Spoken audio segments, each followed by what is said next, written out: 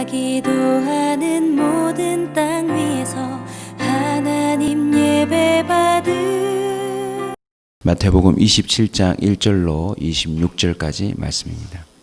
읽으면서 이미 여러분 마음속에 느끼셨겠지만 주님께서 재판정에 서셔서 한마디 한마디 대답지 아니하시고 그 길을 가신 장면을 보셨습니다. 이 말씀을 토대로 살고자 함이 아닌 죽고자 함, 살고자 함이 아닌 죽고자 함이란 제목으로 고난주간 새벽 마지막 말씀을 전하겠습니다. 저와 여러분이 만약 재판관 앞에 섰다면 무슨 이유이든지 우리는 그 재판관에게 하나같이 이렇게 말할까 합니다. 저는 죄가 없습니다. 죄가 혹 있다고 해도 저의 형량을 꼭 줄여주시거나 저를 살려주십시오. 옳고 그름을 판단하는 그 자리에 내가 어찌할 수 없이 섰다면 하나같이 살고자 했을 것입니다. 그리고 죄가 혹시 발견되었다면 그건 나 때문이 아니고 저 사람 때문이라고 그 죄를 다른 사람들에게 돌리며 자기만큼은 꼭 살고자 했을 것입니다. 지금도 여전히 재판관 앞에 선 거의 모든 사람들이 내가 그렇게 했으니 나를 죽여달라고 자신의 그 모든 것을 다 솔직히 말하며 더 큰 벌을 받아야 된다고 말하는 사람은 거의 없을 것입니다. 그런데 오늘 본문에 보시면 아주 의아한 재판입니다. 너무나도 많은 증언들이 쏟아지고 너무나도 많은 이야기들이 기소하듯 제시되고 있지만 재판하는 모든 권위자들이 하나같이 말합니다. 이 사람에게서는 죄를 찾을 수가 없다. 죄를 찾을 수가 없다. 이 정도면 모든 신문에 예수님은 보아라, 내가 죄가 어디 있느냐, 왜 나를 죽이고자 하느냐, 나를 지금이라도 당장 풀지 않으면 너희들 모두 다 죄 없는 자에 대한 그런 기소와 또 재판과 심판으로 너희들은 정말 큰일을 당할 것이다 라고 협박이 아니라 너무나도 엄미한 목소리로 이 모든 일들을 정리할 수 있는 것 아니겠습니까? 그런데 그 재판관의 신문 앞에 우리 주님의 대답은 몇 마디 되지 않지만 그 모든 대답은 하나같이 뭐하고자 함입니까? 죽고자 함입니다. 네가 유대인의 왕이냐라고 말할 때도 난 그냥 목수의 아들이다. 거짓말이 아니라 난 그냥 목수의 아들일 뿐이다 라고만 말씀하셔도 그 주변에 그를 죽이고자 감싸고 있는 유대인들에게 그런 화를 당하지 않았을 수도 있을 것입니다. 여러분 이미 알고 있는 사실이지만 저와 여러분이 재판장 앞에 가보지 않아서 그렇지 가보신 분들의 이야기를 들어보면 죄 지은 죄가 없는데 떨린대요. 무섭대요. 두렵대요. 어쩌면 나라 전체에 최고 큰 이슈거리인 이 재판 자리에서 왜 주님은 살고자 하지 않고 죽고자 하셨을까요? 모든 사람들이 보는 앞에서 최고 극악한 사람들만 당하는 그 십자가를 뻔히 아시면서도 왜 우리 주님은 한마디도 살고자 하지 않으셨을까요? 오늘 그 이유가 저와 여러분에게 온전히 깨달아지고 그로 말미암아 더 깊은 은혜를 알고 남은 인생을 살아가는 저와 여러분이 되었으면 합니다. 짧은 시간이지만 여러분이 온종일 묵상할 수 있는 그 이야기들을 한번 정리해 보겠습니다. 11절에 보시면 네가 유대인의 왕이냐, 네 말이 옳도다라고 대답하신 그 이야기를 보면 첫 번째 이유를 짐작해 볼 수 있습니다. 진리가 아닌 것과 타협하지 않기 위해서입니다. 사람들은요, 진리가 분명히 무엇인지 알면서도 살고자 하는 상황 속에서는 그 진리를 언급하지 않습니다. 일단 자신이 살고 봐야 하니까요. 우리 예수님께서 유대인의 왕이라고 선언하신 건 진리 중에 진리입니다. 잠시 이 말씀 접어두셔도 됩니다. 그런데 우리 주님은 그 짧은 신문의 몇 마디 대답 중에 분명한 진리들을 선포하십니다. 그리고 그 진리가 예수 그리스도를 죽음으로 몰아갑니다. 사랑하는 성도 여러분, 저와 여러분도 예수님을 본받아야 될 줄로 믿습니다. 다른 모든 것은 용납할 수 있되 진리만큼은 목숨을 걸어야 합니다. 이유가 무엇입니까? 여러분이 잘 아시다시피 한 번 죽는 것은 사람에게 정해진 겁니다. 그런데 그 후에 무엇이 있습니까?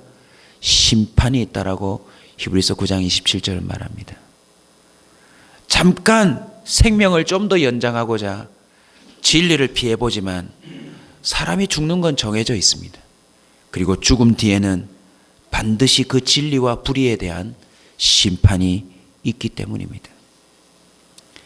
요한복음 14장 6절 예수께서는 직접 스스로 선언하셨습니다. 내가 곧 길이요 진리요 생명이니 나로 말미암지 않고는 아버지께로 올 자가 없느니라.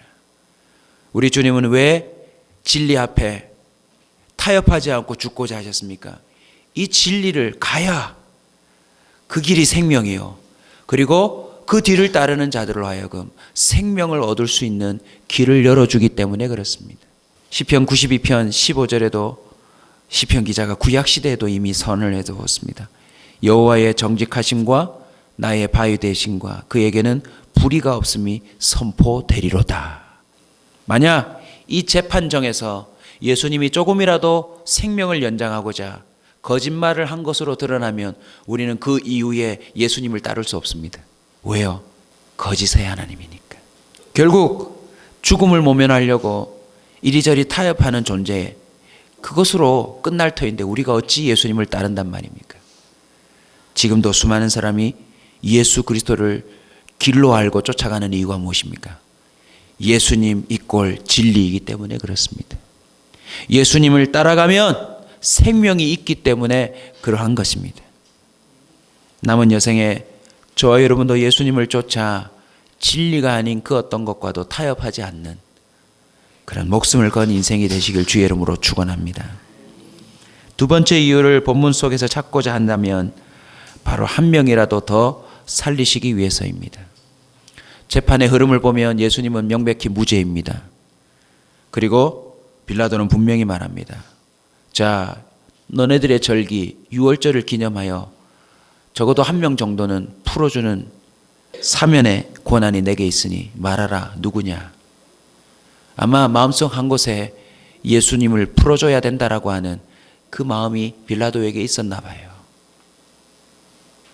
누구보다 이 사실을 예수님이 잘 아실 것입니다. 그렇다면 예수님은 뭐라고 말씀하셔야 되죠? 그래, 유월절 바로 그 기념하는 나다, 나. 그래, 그 한 명은 바로 나를 위한 것이다. 지금 당장 풀지 않으면 큰 코 다칠 줄 알아라. 기회가 찾아왔습니다. 여러분, 명백히 무죄로 드러난 예수님이 풀려야 합니까? 그 당시에 분명한 법에 저촉되는 폭동과 또 그 당시의 법을 분명히 어긴 바라바입니까? 예수 그리스도가 틀림없습니다. 근데 놀랍게도요, 우리 주님은 자신을 풀어달라고 말하지 않습니다. 주님이 묵묵히 아무 대답하지 않는 바람에 누가 풀립니까? 바라바입니다. 재판 전체를 위해 아무 대답도 하지 않으셨다라고 우리는 알 수 있지만 우리는 또 깊이 묵상해 봐야 합니다. 예수님의 마음에 바라바도 있는 것입니다. 이 바라바는 더더욱 예수님을 묵상했을 것입니다. 아니, 내가 풀려날 군번이 아닌데. 분명히 예수가 풀려나야 할 터인데 왜 내가 저 사람 때문에 대신하여 풀려났지? 예수님 대신 내가 살았다라고 하는 의미를 가장 깊이 깨달을 수 있는 실질적인 사람은 누구일까요? 2000년 뒤에 저와 여러분이 아니라 바라바 아닐까요, 여러분? 날 대신하여 죽어준 사람. 바라바를 맞이하는 사람들은 하나같이 얘기했을 것입니다. 원래 당신 나올 수 없었는데 예수가 죽는 바람에 당신이 나왔어. 바라바는 감옥에 있었기 때문에 예수에 대해서 잘 몰랐을 것입니다. 그리고 그는 예수님이 하시려고 하는 일들을 폭동으로 하려고 하는 사람 아니었습니까? 이리저리 예수님의 행적을 추적하며 정말 예수님이야말로 자신의 민족을 구원할 자라고 하는 사실을 나중에 알지 않았을까요? 로마서 5장 10절은 이렇게 말합니다. 곧 우리가 죄인 되었을 때, 곧 우리가 원수 되었을 때, 곧 우리가 하나님의 사랑을 알지 못했을 때에 그의 아들의 죽으심으로 말미암아 하나님과 화목하게 되었은즉 화목하게 된 자로서는 더욱 그의 살아나심으로 말미암아 구원을 받을 것이니라. 감옥에 갇혀 죽어야 될 바라바에게 예수 그리스도의 십자가를 진짜 바라볼 수 있는 그런 길이 열린 것입니다. 세 번째 이유를 찾자면 영원히 살기 위해서입니다. 요한복음 3장 16절 하나님이 세상을 이처럼 사랑하사 독생자를 주셨으니 이는 그를 믿는 자마다 멸망치 않고 영생을 얻게 하려 하심이라. 아버지의 의도가 무엇이었습니까? 모든 죄인이 영원히 사는 겁니다. 그들이 영원히 살기 위해서 독생자를 주신 것입니다. 예수 그리스도께서는 왜 죽고자 하셨습니까? 한 번 죽지만 그 이후에 영원한 삶이 있기 때문입니다. 요한복음 5장 24절에도 주님이 강조하고 또 강조합니다. 내가 진실로 너희에게 이르노니 내 말을 듣고 또 나 보내신 이를 믿는 자는 무엇을 얻었고요? 영생을 얻었고요. 심판에 이르지 아니하나니 사망에서 생명으로 옮겼느니라. 예수님이 무죄로 판결나는 이 재판정에서 아무 말씀하지 않고 죽고자 했던 이유가 뭔지 아세요? 이후에 진짜 있을 재판정에서 모든 것이 죄로 드러날 우리로 하여금 심판에서 생명으로 옮겨놓기 위해서라는 것입니다. 정말 무죄이신 하나님이 죽어주심으로 말미암아 하늘 법정에서 이런 역사가 나타났습니다. 이후에 어떤 재판이 열려도 모든 것이 명백한 죄로 드러날 우리가 사망에서 생명으로 옮겨지는 그런 역사가 나타났다는 것입니다. 요한복음 6장 40절에 내 아버지의 뜻은 아들을 보고 믿는 자마다 영생을 얻는 이것이니 마지막 날에 내가 이를 다시 살리리라. 할렐루야. 베드로전서 3장 18절 베드로가 예수님의 십자가와 부활과 승천을 목격한 이후에 이렇게 고백합니다. 그리스도께서도 단번에 죄를 위하여 죽으사 의인으로서 불의한 자를 대신하셨으니 이는 우리를 하나님 앞으로 인도하려 하심이라. 여러분, 오늘 살고자 하지 않고 죽고자 하신 예수님의 그 말씀 한마디, 골고다 언덕으로 올라가시는 걸음 한 걸음, 십자가 위에서 내뱉으셨던 한마디 말씀들, 그리고 부활과 승천의 의미들을 오늘 제대로 묵상하신다면요, 우리는 더 하나님 앞으로 인도함을 받는 기적이 일어날 줄로 믿습니다. 마지막 이유를 하나 더 여러분에게 전달하려고 합니다. 뭘까요, 여러분? 왜 주님은 살고자 하지 않고 죽고자 했을까요? 진리와 타협하지 않기 위해서, 한 명이라도 더 살리기 위해서, 그리고 당신도 그리고 우리도 사망에서 생명으로 옮겨 영원히 살도록 하기 위한 것, 이걸 위해 죽고자 하셨는데 하나를 더 찾아본다면 뭐가 있을까요? 이러저러한 이유가 없어도 아버지께 순종한다는 그 하나만으로도 주님이 그렇게 하신 게 틀림없죠. 야, 우리에게도 묵상이 되겠네요. 우리는 계산하고 순종하잖아요. 나한테 이익이 될 것이라는 것을 보고 순종하잖아요. 우리 주님은 전적으로 아버지를 신뢰하는, 죽으라고 하면 죽는 신용까지도 한다라고 하는데 진짜 죽어버리신 순종까지 가신 것, 그 순종을 우리도 묵상해야 될 줄로 믿습니다. 아버님 말씀에 순종하는 것과 연결되는 또 하나의 중요입니다. 우리가 성경을 왜 가슴에 품어야 할지. 성경 구절 한번 찾아보겠습니다. 로마서 5장 8절입니다. 우리가 아직 죄인 되었을 때 그리스도께서 우리를 위하여 죽으심으로 하나님께서 우리에 대한 자기의 사랑을 확증하셨느니라. 말라기 1장 2절을 보면 그 이스라엘의 말세에 말라기 선지자가 이렇게 말합니다. 여호와께서 이르시되, 말라기 선지자에게 여호와께서 말씀하신 거예요. 내가 너희를 사랑하였노라. 너희는 나를 저버리고 이렇게 엉망진창이 되어서 멸망의 길로 가지만 내가 너희를 사랑하였노라. 하나 너희는 이르기를 주께서 어떻게 우리를 사랑하셨습니까? 지금도요, 하나님이 당신을 사랑하십니다. 세상에요, 주님의 사랑에 대해서 모르는 사람이 너무 많아요.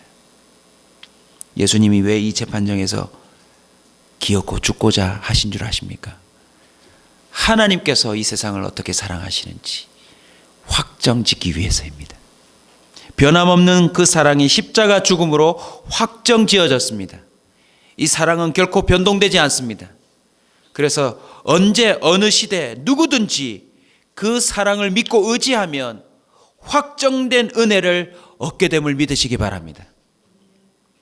그리고 로마서 그 8장의 결론을 보면 누구도 그 사랑에서 끊을 수가 없대요. 누구도 그 사랑을 방해할 수가 없대요. 사랑하는 성도 여러분, 제일 불안한 게 사랑이 흔들리는 거 아닙니까? 십자가의 사랑이 뭔지 아세요? 확정된 사랑이에요. 특별히 로마서 5장 8절 앞부분을 보면 우리가 뭐 됐을 때요? 죄인 되었을 때. 이게 무슨 말입니까? 내가 예수를 믿고 난 다음에 나도 또 변질될 수 있어요. 그런데 주님의 사랑은 변질되지 않는데요. 아멘. 이 얼마나 놀라운 비밀입니까? 십자가 죽음 이후로 한 번도 주님의 사랑은 변한 적이 없대요. 자기 아들을 아끼지 아니하시니가 어찌 그 모든 것을 우리에게 은사로 주지 아니하시겠느냐. 주님은 지금도 십자가의 기꺼이 죽을 만큼 우리를 사랑하시는 줄 믿으시길 바랍니다. 그 변치 않는 사랑 저와 여러분도 온전히 누리시길 주의 이름으로 축원합니다. 오늘 한날이라도 십자가로 또 무덤 속으로 들어가시는 주님의 그 애절한 마음을 우리 마음 가운데 성령의 충만함으로 느끼시면서 감격 중에 최고의 감격이 무엇입니까? 나를 저토록 사랑하는 사람이 있었구나라는 걸 깨닫게 되는 것, 그게 세상 살면서 가장 살맛나는 감격인 줄 믿으시길 주의 이름으로 축원합니다. 주님의 그 사랑 온전히 느끼시길 주의 이름으로 축원합니다. 내가 기도하